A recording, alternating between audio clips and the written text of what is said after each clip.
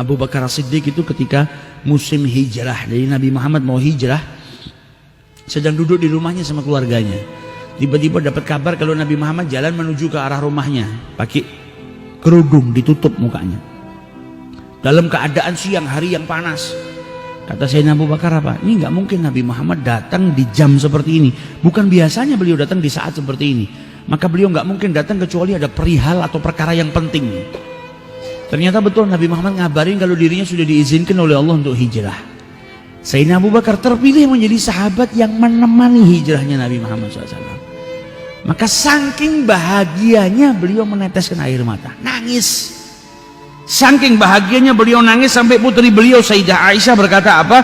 Faraitu Abu Bakrin yabki. Aku ngelihat ayahku Abu Bakar itu menangis. Wa ma kuntu ahsibu anna ahadan yabki minal farah. Dan sebelumnya saya nggak pernah ngira kalau ada orang yang menangis karena bahagia. Selama ini yang saya tahu nangis itu karena sedih. Tapi hari ini saya mendapati ternyata di balik kebahagiaan itu ada tangisan, ada tetesan air mata. Jadi Sayyidina Abu Bakar saking bahagianya terpilih menjadi sahabat yang nemenin Nabi Muhammad, saking bahagianya sampai dia nangis. Nah ini nunjukkan cinta kepada Nabi Muhammad. Karena apa? Ketika Abu Bakar dikabari sama Rasulullah, engkau nemenin saya hijrah, Abu Bakar sadar perjalanan ini bukan perjalanan jalan-jalan. Ini perjalanan yang membahayakan. Karena yang paling dikejar oleh orang-orang kafir Nabi Muhammad. Abu Bakar sadar ini perjalanan gak gampang, ada bahaya, ribuan bahaya yang ada di hadapannya. Bakal dikejar musuh, bakal dibunuh, bakal capek, bakal ngelakuin perjalanan yang panjang. Jadi ndak enaknya itu banyak. Tapi ndak enak itu semua hilang buat Abu Bakar. Karena apa? Dia terpilih menemani sang kekasih Nabi Muhammad SAW. Bukan gak sadar kalau itu perjalanan bahaya. Sayyidina Ali bin Abi Thalib diperintahkan sama Rasulullah, Ali saya berangkat, kau tunggu di sini, ada amanatnya orang Mekah yang belum saya kembalikan. Kau kembalikan kepada mereka, setelah itu kau susul. Dan kau malam ini tidur di tempat saya. Dikasih tahu Sayyidina Ali, orang-orang kafir Quraisy malam ini membunuh saya. Kau yang tidur di sini, ini serban saya pakai, tidak ada keburukan yang akan menyentuh dirimu. Sayyidina Ali tahu bahayanya tidur di tempatnya Nabi Muhammad. Karena apa? Orang kafir Quraisy mengumpulkan anak mudanya semua, setiap suku satu anak muda, datengin Nabi Muhammad, semua mereka bareng-bareng nyabetkan pedang. Supaya apa? Nabi Muhammad mati, kalau dituntut kisos, maka nggak bisa ngisos. Karena siapa yang bunuh? Yang bunuh banyak orang. Karena ngebaskan pedangnya bersama-sama. Tahu Sayyidina Ali bahayanya, tapi diterima dengan bahagia. Samaan wa ta'atan, gak takut. Diambil selimutnya Nabi, tidur di situ, bahagia yang luar biasa. Karena apa? Karena yang minta Nabi Muhammad, lebih mencintai Nabi daripada dirinya sendiri. Dengan apa? Dengan amal yang dia lakukan. Dia sudah buktikan. Abu Bakar sadar perjalanannya bahaya, tetap dilakukan demi Nabi Muhammad. Ali bin Abi Thalib rela tidur di tempatnya Nabi Muhammad, bahaya. Kenapa tetap dilakukan? Demi Nabi Muhammad SAW. Mereka sedang menunjukkan kecintaannya kepada Rasulullah Sallallahu Alaihi Wasallam. Bagaimana cintanya orang-orang Ansor? Orang-orang Ansor ini dapat kabar Nabi Muhammad sudah mau hijrah. Kalau zaman sekarang kan enak, ada WhatsApp.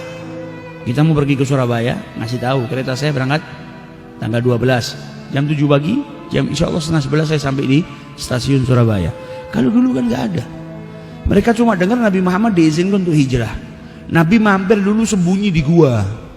Setelah itu tidak melalui perjalanan atau jalan yang biasa dilalui, karena Nabi harus lewat tepi pantai dengan seorang penunjuk jalan, karena beliau dikejar sama orang-orang musyrik. Belum lagi cintanya Abu Bakar As-Siddiq yang diriwayatkan oleh seseorang yang ngejar Nabi Muhammad, ngajar mau bunuh Nabi. Ketika kudanya dekat dengan Nabi Muhammad, dia ngeriwayatkan, saya waktu ngejar Nabi Muhammad, kuda saya sudah dekat sekitar dua tombak, jaraknya sekitar 2 tombak. Ini orang yang deketin Nabi Muhammad, mau nangkep Nabi Muhammad, ngeriwayatkan, saya ngelihat Abu Bakar nangis. Setiap kali kudanya orang ini mendekat kepada Nabi Muhammad, Abu Bakar nangis. Sampai ditanya sama Nabi Muhammad, Mayuki, apa yang buat kau nangis? Demi Allah ya Rasulullah, saya nangis bukan karena saya takut diri saya yang binasa. tapi saya nangis karena takut kehilangan dirimu. Saya takut engkau tertimpa bahaya. Dia tunjukkan cintanya kepada Nabi Muhammad SAW. Nah ini cinta, bukan cuma sekedar ngaku, tapi menunjukkan kecintaannya kepada Rasulullah. Orang-orang Ansor lihat mau kedatangan Nabi Muhammad, gak tahu Nabi nyampenya hari apa, jam berapa. Tiap pagi keluar di musim panas yang luar biasa. Keluar dari rumahnya berbondong-bondong ke pintu masuk. Nunggu di situ dengan terik matahari yang luar biasa. Ditunggu sampai datang waktu sore, Nabi nggak datang, mereka pulang ke rumahnya. Besok datang lagi, nunggu lagi berjam-jam. Oh Nabi nggak datang, pulang lagi ke rumahnya. Ditunggu lagi berjam-jam tiap hari dan tidak pernah bosan. Sampai akhirnya Nabi Muhammad SAW nyampe di Madinah, disambut dengan sukacita, rebutan supaya Nabi nginep di rumahnya. Sampai akhirnya rumahnya Abu Ayyub yang terpilih.